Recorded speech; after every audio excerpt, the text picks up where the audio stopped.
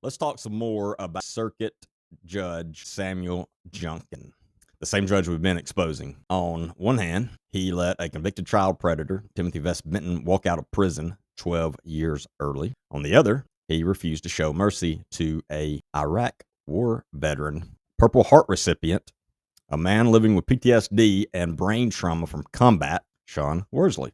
The contrast here should make every single person sick. It definitely does me. And just for the record, there are tons of these stories that I have found with the help of my research assistants, a bunch. And the one thing they all have in common, if it was a black male, they went to prison, no mercy whatsoever. If it was someone that looked more like Judge Junkin, not the same. There is a literal clear pattern here. Now let's start with Benton, who was accused of not one, not two, but at least a dozen young boy victims. He was charged with over 40 counts originally of the worst things you could think of, include SA of minors, obscene material, H trafficking. We're literally talking about the worst crimes a human being can commit. And what did Judge Junkin do? He released Benton 12 years early, gave him house arrest. Not only that, but Benton's not stuck at home on house arrest, no. He's allowed to travel back and forth, as we've said numerous times, between his family's home in Fayette County, Alabama, and their brand new beach house in Gulf Shores, Alabama, which they purchased not even 2 weeks before all of this came about with Benton and the judge releasing him, even though the judge says it wasn't planned. So, while Benton, this horrible excuse for a human being, is free to eat at restaurants, stop, gas station, enjoy the beach, his victims, very young little boys, will live with that trauma for the rest of their lives. And Judge Junkin is who we have to thank for that. Now, let's look at Sean Worsley. Sean is a disabled Iraq war veteran.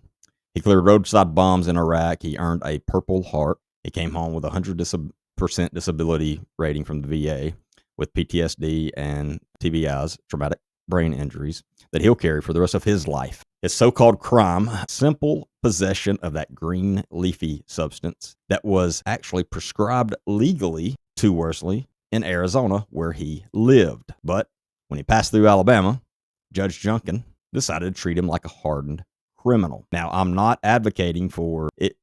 I understand that is still illegal in Alabama. I understand that. So I'm not saying that he shouldn't have gotten in any trouble whatsoever. I mean, I wouldn't have arrested him. I'll say that. Not for that. But I'm not saying he shouldn't have gotten in any trouble. But go to prison? No way. No way. Anyway, Sean sat in the Pickens County Jail waiting to be shipped off to prison to serve 5 years in Alabama's DOC, Department of Corrections, while his wife, Ebony, had to literally move across the country just to be close enough to be able to go visit him. He was depressed. His health was declining for obvious reasons.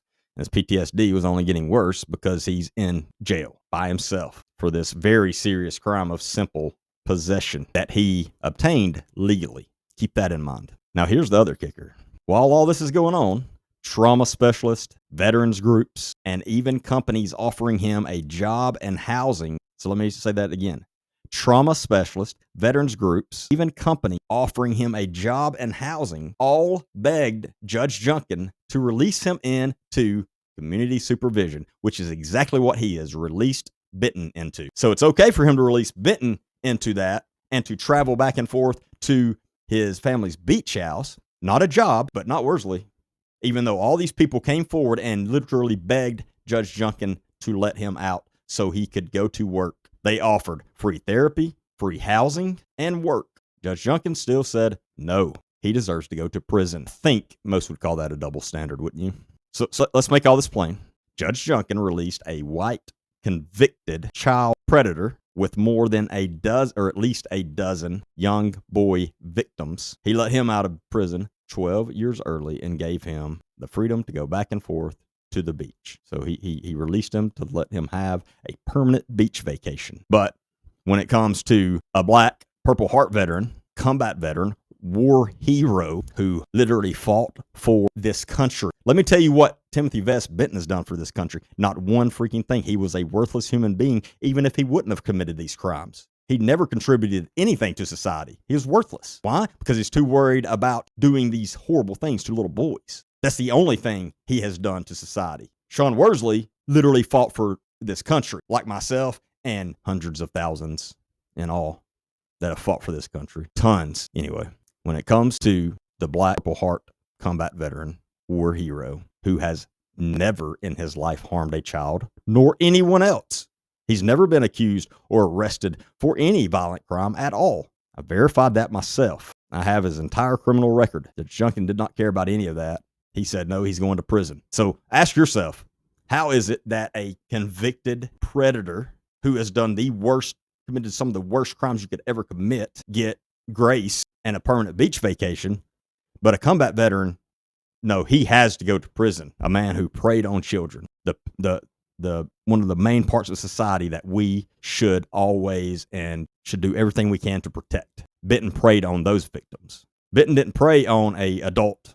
Why? Because he's a coward. Is Worsley a coward? No. He is a literal combat veteran who has fought some of the worst terrorists in the world over simple possession of that substance that is fully legal in a lot of states now. And actually now in Alabama, it's legal. It's legal to medically possess. Now in 2020, when Worsley was arrested, it wasn't. We're talking about simple possession. And no matter how many professional people went to Judge Junkin and begged him to let this war hero out on community supervision, house arrest, because they had him a house set up, they had him a job, and everything. And as I said, there are so many of these stories that we have found now. You're probably going to get tired of hearing us talk about them. But we're going to go down one by one and point out every single one of these about Judge Junkin so I can literally show you this clear pattern of what kind of man he is. And that is, if it's somebody that doesn't look like him, he doesn't care and he wants them to go to prison. He doesn't care what the crime was. If it's somebody that looks different from him, he doesn't care what the crime is. They're going to prison no matter what. Somebody, please explain this to me. Where is the state? Where is someone else coming in and going, you know what? There's something up with Judge Junkin. We need to look into that. Where are y'all? Some of you will watch this video. The ones of you that can do something about this and still will not, I don't know how you sleep with yourself at night while this child predator is back out doing whatever the hell he wants to.